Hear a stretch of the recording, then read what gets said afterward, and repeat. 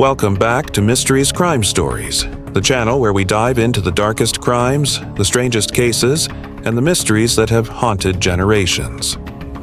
Before we begin, take a moment to subscribe so you never miss these mysteries. Tell us in the comments what you think about the cases we cover, what you'd like to see in future videos, and share this story with anyone who would find it important. Now, let's begin. The wind that rolled across Cobblebank on the night of September 7th carried more than the usual chill of early spring in Victoria.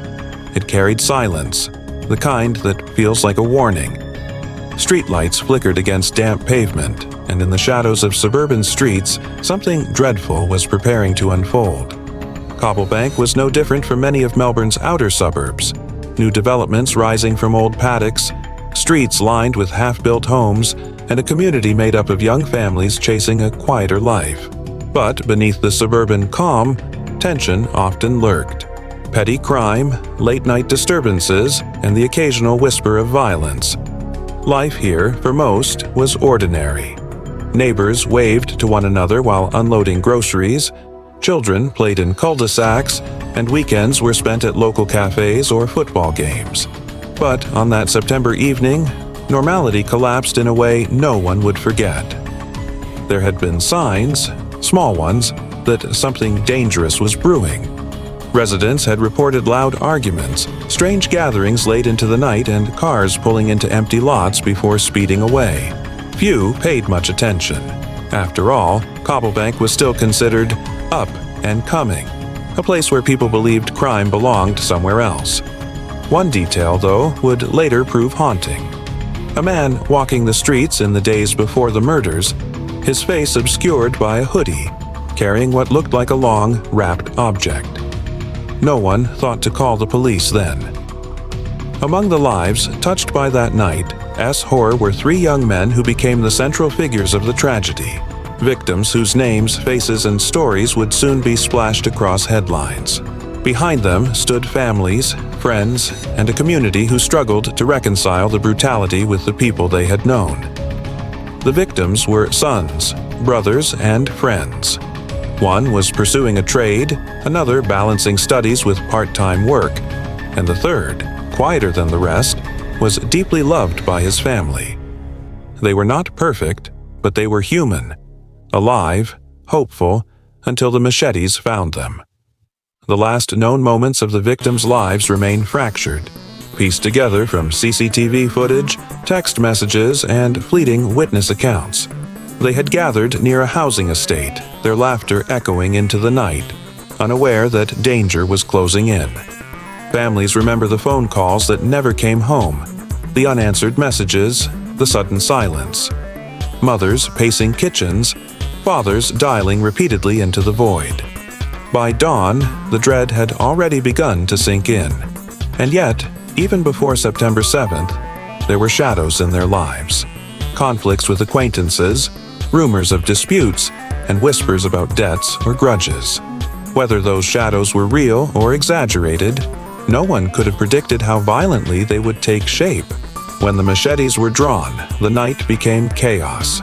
Screams ripped through the stillness, and neighbors who had been drifting to sleep sat bolt upright. What they heard was not just fighting, it was butchery. The clash of steel, the thud of blows, the horror of lives being cut short in seconds. By the time authorities were alerted, it was already too late. On a dimly lit street, the victims lay butchered, blood staining the concrete. A single phone call had sparked the emergency response, but the killers had vanished into the night. The first witness accounts painted a picture of terror and confusion. Some described masked figures fleeing into cars, others swore they saw men running with machetes glinting in the moonlight. There was no agreement, only fear, panic, and a sense that the killers had been both deliberate and merciless. Cobblebank reeled. News cameras descended, reporters stood on the very street where blood had yet to be washed away, and locals gathered in stunned silence. A town that once prided itself on safety suddenly found itself the setting of one of Victoria's most chilling murders. In the hours following, rumors spread like wildfire. Was it a gang dispute? A random attack? A drug deal gone wrong?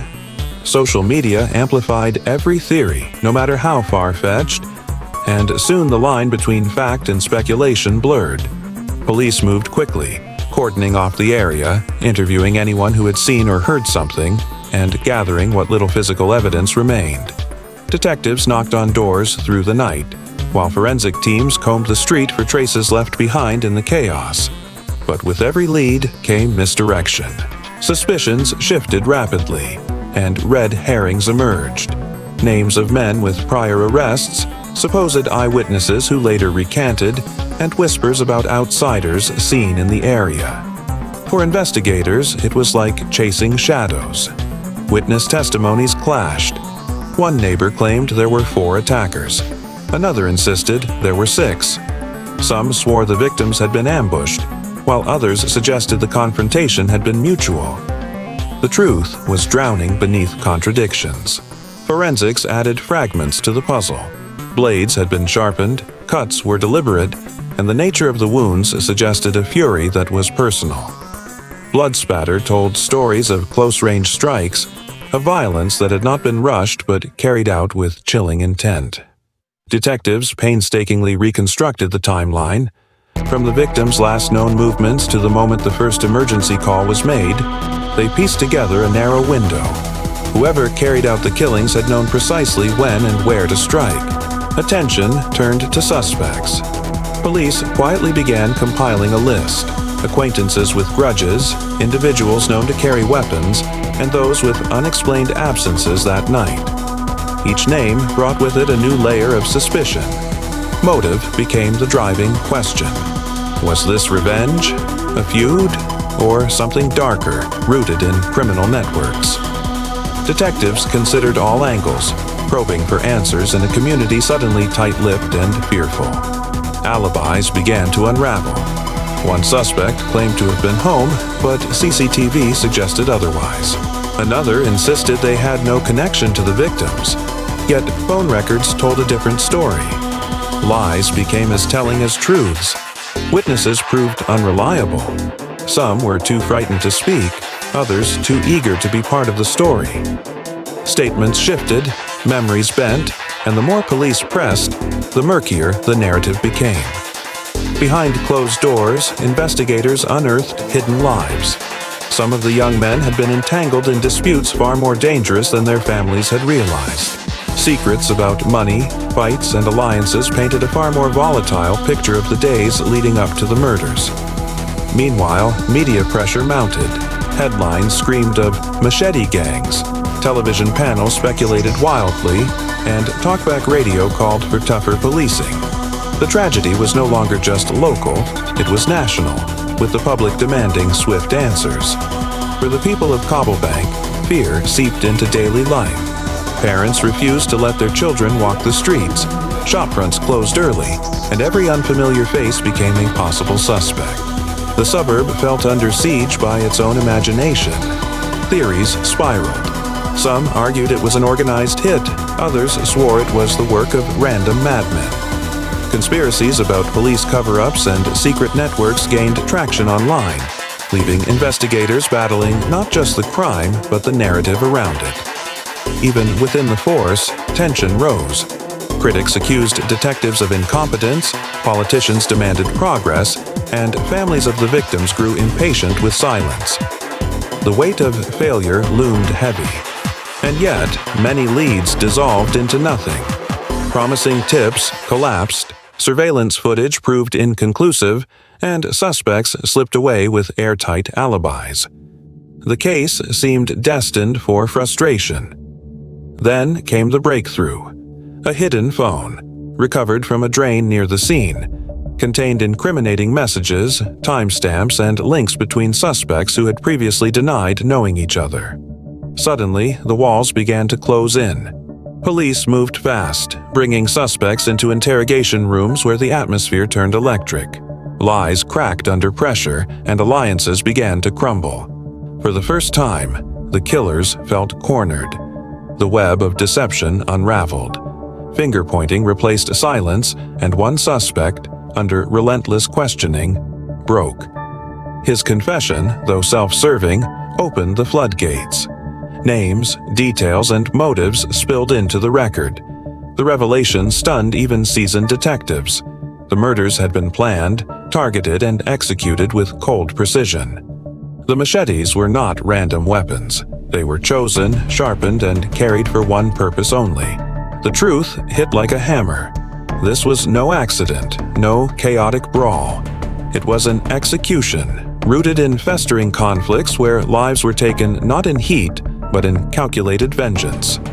Courtrooms soon echoed with the story, as trials laid bare the brutality of September 7th. The accused sat under fluorescent lights, their expressions unreadable, as families of the victims wept in silence. Verdicts delivered justice, but not healing. The victims' legacy lingered. Vigils were held, murals painted, and campaigns launched demanding change. Families spoke publicly, determined that their sons not be remembered only for their violent deaths. Yet questions endured. How had no one stopped this? Why had warning signs been ignored? And were all of those responsible truly caught, or did shadows remain beyond reach? Cobblebank itself would never be the same. The suburb became synonymous with horror, its streets a symbol of violence lurking beneath suburban calm. Even years later, locals still lower their voices when speaking of that night. And so the story of the Cobblebank Machete murders ends where it began, in silence. A silence heavier now, haunted by memory. On September nights, when the wind rattles the streets, it carries with it not just cold, but echoes of screams that will never fade.